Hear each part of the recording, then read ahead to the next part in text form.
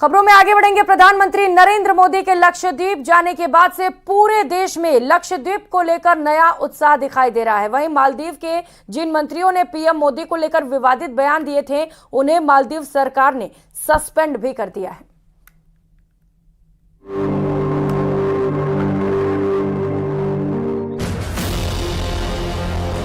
पूरे देश पर छा गया है लक्षद्वीप का जादू।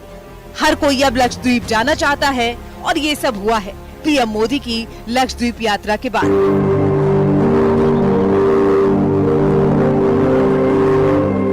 प्रधानमंत्री मोदी कई परियोजनाओं का उद्घाटन करने के लिए 2-3 जनवरी को लक्षद्वीप में थे।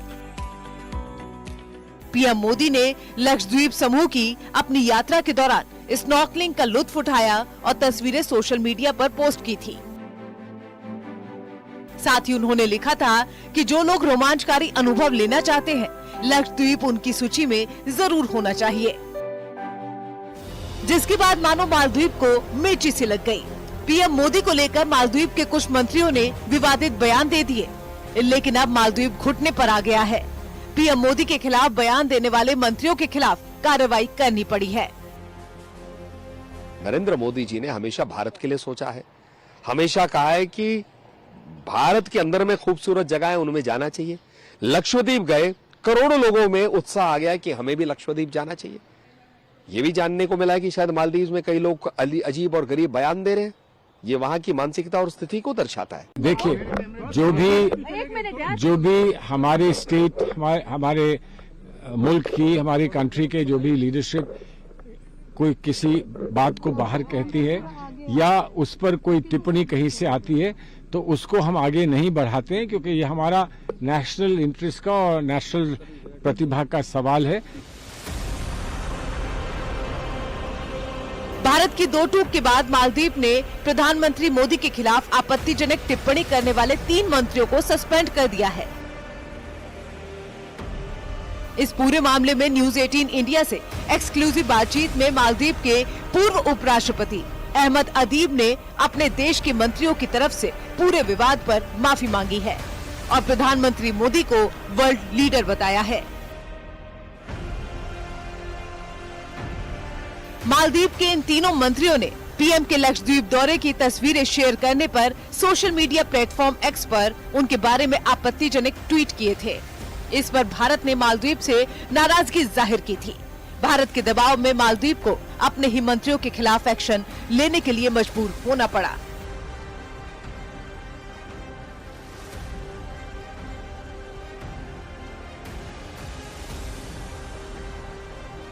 मालदीव के मंत्री के बयान के बाद भारत के आम लोग ही नहीं, सेलिब्रिटी भी गुस्से में हैं।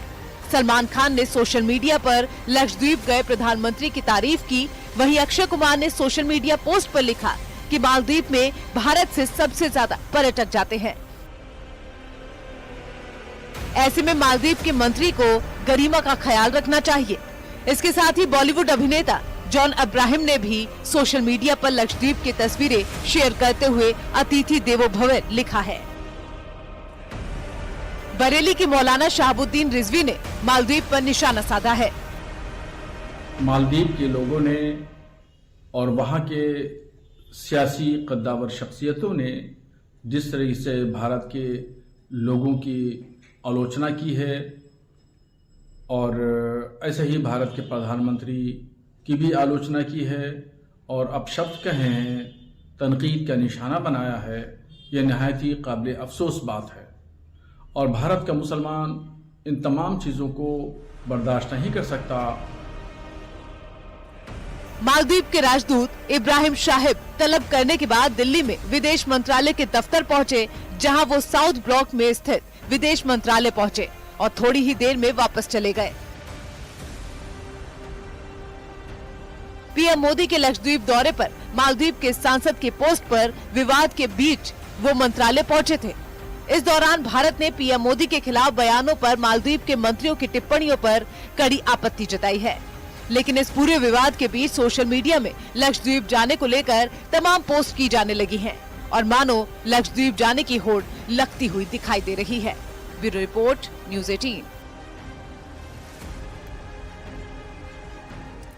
और इस वक्त की एक और बड़ी खबर, भारत में इजराइल के राजदूत ने भारत के पक्ष में ट्वीट किया है। मालदीव से विवाद के बीच इजराइल दूतावास का ट्वीट बेहद मायने रखता है। ये ट्वीट आपको दिखा रहे हैं, इजराइल की ओर से ये ट्वीट सामने आया है। इस ट्विटर में उन्होंने लिखा है कि पिछले साल भारत सरकार के कहने पर इजराइल की एक टीम लक्षद्वीप गई थी, जहां वो समुद्र के खारे पानी के पीने के लायक बनाने की बात कही गई। इजराइल दूतावास का कहना है कि अगर भारत सरकार चाहे तो वो लक्षद्वीप में कल से काम शुरू करने को तैयार है। तो इजराइल की ओर से भारत के समर्थन में ये ट्वीट सामने आया है। उन्होंने ट्वीट करते हुए भारत का समर्थन किया है और कहा है कि अगर भारत सरकार चाहे तो वो लक्षद्वीप में कल से ही काम शुरू करने को तैयार है।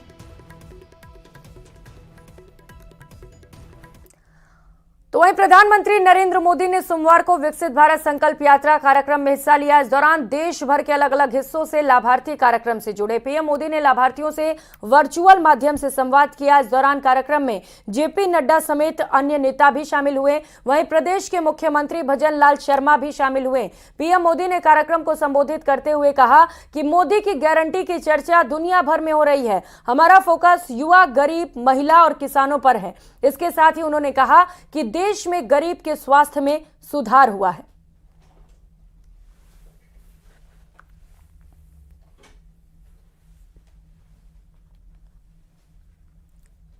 बड़े भाव से आज देश का हर क्षेत्र, हर परिवार अपने बेहतर भविष्य की उम्मीद के रूप में ये गारंटी वाली गाड़ी देख रहा है। इस यात्रा को लेकर गांव हो या शहर, हर जगह उमंग है, उत्साह है, विश्वास है। मुंबई जैसा महानगर हो या मिजोरम का दूर सुदूर का गांव, करगिल के पहाड़ हो या फिर कन्याकुमारी का समुद्री तट, देश के कोने कोने में मोदी की गारंटी वाली गाड़ी पहुंच रही है। जिन गरीब लोगों का जीवन सरकारी योजनाओं का लाभ पाने के इंतजार में बीत गया, वो आज एक सार्थक बदलाव देख रहे हैं। किसने सोचा था कि कभी सरकारी कर्मचारी, सरकारी अफसर, ये बाबू और ये नेता लोग खुद गरीब के दरवाजे पर पहुंचकर पूछेंगे कि आपको सरकारी योजना का लाभ मिला या नहीं मिला। खबरों में आगे बढ़ेंगे। राजस्थान विश्वविद्यालय के 78वें दीक्षांत समारोह में विशिष्ट अतिथि के तौर पर लोकसभा सांसद रामचरण बोहरा ने शिरकत की। इस दौरान उन्होंने 2.5 दिन के झोपड़े को लेकर विवादित बयान दिया। उन्होंने अपने संबोधन में कहा कि 2.5 दिन के झोपड़े को बनाने के लिए वहां मौजूद संस्कृत विद्यालय को तोड़ दिया गया। सुनाते हैं आपको क्या कुछ कहा। मैं चाहता हूं हमारे राजस्थान प्रदेश में 2.5 दिन का झोपड़ा जो अजमेर में तीर्थ गुरु पुष्कर के निकट एक संस्कृत विद्यालय था, ये ऐतिहासिक सत्य है कि इसका निर्माण महाराजा विग्रहराज चौहान द्वारा सरस्वती कंठाभरणम नामक संस्कृत विद्यालय के रूप में किया गया था। 2.5 दिन के झोपड़े का निर्माण पहले से निर्मित संस्कृत महाविद्यालय को तोड़कर मोहम्मद गोरी के आदेश पर गोरी के गवर्नर कुतुबुद्दीन ऐबक ने 1194 में करवाया।